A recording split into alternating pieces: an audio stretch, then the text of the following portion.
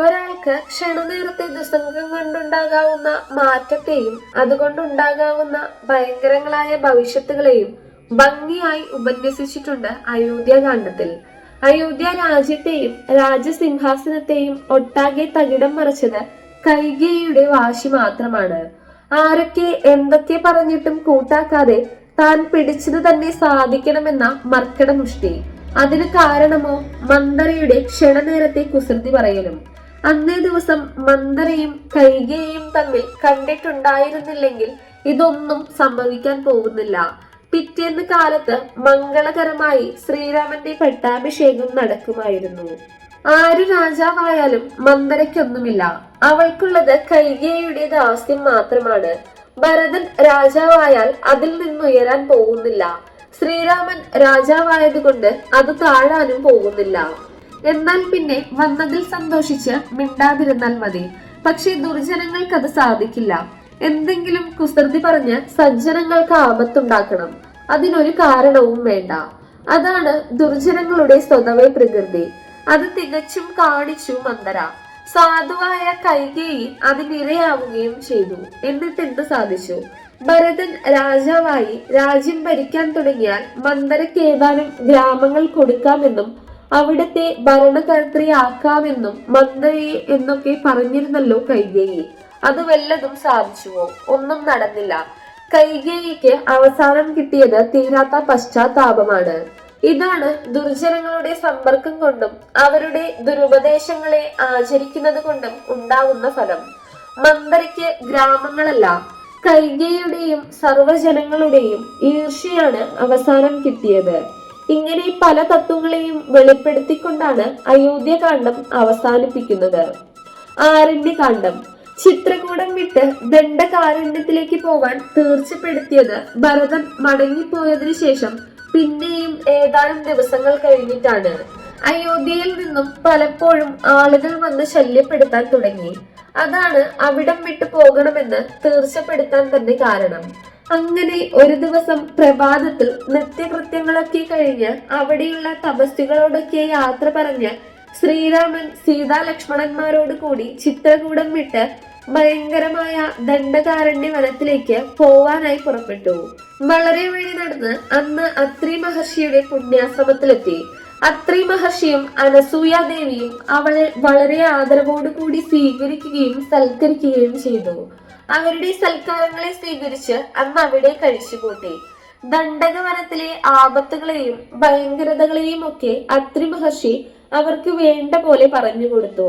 പോവാനുള്ള മാർഗങ്ങളെയും താമസിക്കാനുള്ള താവളങ്ങളെയും പറഞ്ഞു കൊടുത്തു. ഏതായാലും പിറ്റേ ദിവസം പ്രഭാതത്തിൽ നിത്യകൃത്യങ്ങളൊക്കെ കഴിഞ്ഞ് ഭഗവാൻ യാത്രയ്ക്കൊരുങ്ങി.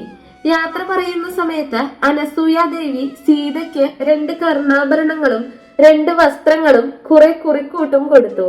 അതൊക്കെ വാങ്ങി പതുക്കെ യാത്രയായി. അധികം താമസിയാതെ ഭയങ്കരവും നിബിഡവും ദുഷ്ടമൃഗങ്ങളുടെയും നരബുക്കുകളായ രാക്ഷസന്മാരുടെയും സങ്കേതവുമായ ദണ്ഡകവനത്തിൽ പ്രവേശിച്ചു. ആദിത്യരശ്മി നിലം തട്ടാത്ത നിലയിൽ ഇടതൂർന്നു നിൽക്കുന്ന വനത്തിന്റെ ഭയാനകതയും ദുഷ്ടമൃഗങ്ങളുടെ അട്ടഹാസങ്ങളും അനന്തമായ വിജനതയും എല്ലാം കൂടി ആ ഘോരവനം ആരെയും ഭയപ്പെടുത്തത്തക്ക നിലയിൽ തന്നെയെന്ന് ബോധ്യമായി. അതിനാൽ ലക്ഷ്മണനോട് വില്ലിൽ ഞാൻ കെട്ടി ശരം തൊടുത്ത് തയ്യാറായിരിക്കാൻ പറഞ്ഞു. സീതയെ നടുവിലാക്കി രണ്ടാളും സീതയുടെ മുന്നിലും പിന്നിലുമായി നടന്നു. അങ്ങനെ കുറെ ദൂരം അത്യന്ത ദുർഗമമായ ആ ഘോരവനത്തിൽ കൂടെ സഞ്ചരിച്ചപ്പോഴേക്കും 3 ആളും ക്ഷീണിച്ചു തളർന്ന് പരവശന്മാരായി. കുറച്ച് വിശ്രമിക്കാതെ വയ്യെന്നായി. അതിനാൽ അടുത്ത് കണ്ട ഒരു പൊയ്കയിലിറങ്ങി കൈകാൽ കഴുകി വെള്ളം കുടിച്ച് മരത്തണലിൽ വന്നിരുന്ന് വിശ്രമിച്ചു. വിരാതവധം. അങ്ങനെ കുറച്ചു നേരം ഇരുന്നപ്പോഴേക്ക് ആ കാട് മുഴുവൻ മാറ്റല് കൊണ്ട് ഞെട്ടിപ്പിക്കുമാറ് ഭയങ്കരമായൊരു അട്ടഹാസം അധികം ദൂരത്തു നിന്നല്ലാതെ കാട്ടിനുള്ളിൽ നിന്ന് കേട്ടു.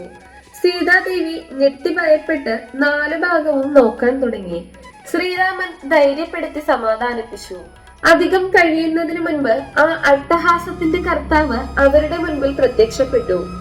കണ്ടാൽ മതി, എന്നാൽ തന്നെ മനുഷ്യൻ ഭയപ്പെട്ട് വീണ് മരിക്കും. അത്രയും ഭയങ്കര സ്വരൂപിയായ ഒരു രാക്ഷസൻ. ജീവികളുടെ കുടൽമാലകളും എല്ലുകൊണ്ടുണ്ടാക്കിയ മാലകളുമാണ് അലങ്കാരം. ചന്ദ്രക്കല പോലുള്ള രണ്ട് ഭയങ്കര ദംഷ്ടങ്ങൾ, ഉരുട്ടിമിഴിച്ച വട്ടക്കണ്ണുകൾ, മല പോലുള്ള ശരീരം, കയ്യിൽ വളരെ വലുതും കരാളവുമായൊരു ശൂലം. ആനയെയും മറ്റുമാണ് ശൂലത്തിൽ കുത്തിക്കോർത്ത് പിടിച്ചിരിക്കുന്നത്. ആകെപ്പാടെ അത്യന്തം ബീഭത്സമായ ആ സത്വത്തിന്റെ കാഴ്ച തന്നെ അസഹ്യമെന്നേ പറഞ്ഞുകൂടൂ.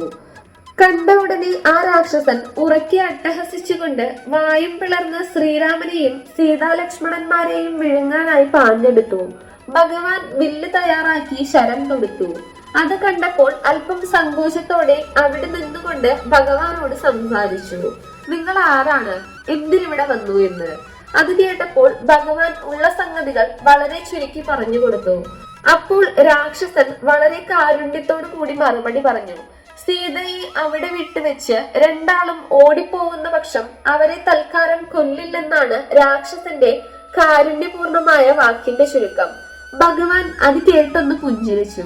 ഉടനെ ഒരു ബാണം കൊണ്ട് രാക്ഷസന്റെ രണ്ട് കൈകളും മുറിച്ചു ഭഗവാൻ. അപ്പോൾ വായു പിളർന്ന് ഓടി വന്നു, രണ്ട് കാലുകളെയും മുറിച്ചു. അതുകൊണ്ടും നിരാശനാവാതെ അവൻ പാമ്പ് പോലെ ഇഴഞ്ഞു വന്ന് വിഴുങ്ങാൻ തുടങ്ങി. അപ്പോൾ അവസാനമായി അവന്റെ കണ്ഠവും മുറിച്ചു ഭഗവാൻ. ചിറകറ്റ പർവ്വതം വീഴും പോലെ ആ ഭയങ്കര സത്വം ചത്തുമറിഞ്ഞു വീണു. പെട്ടെന്ന് ആ ശരീരത്തെ വിട്ട ജീവൻ തേജസ്സേറിയ ഒരു ദിവ്യ സ്വരൂപത്തിൽ ആകാശത്ത് നിന്ന് ഭഗവാനെ സ്തുതിച്ചു. രാമായണ തത്വം ആരണ്യകാന്ഡം തുടരും.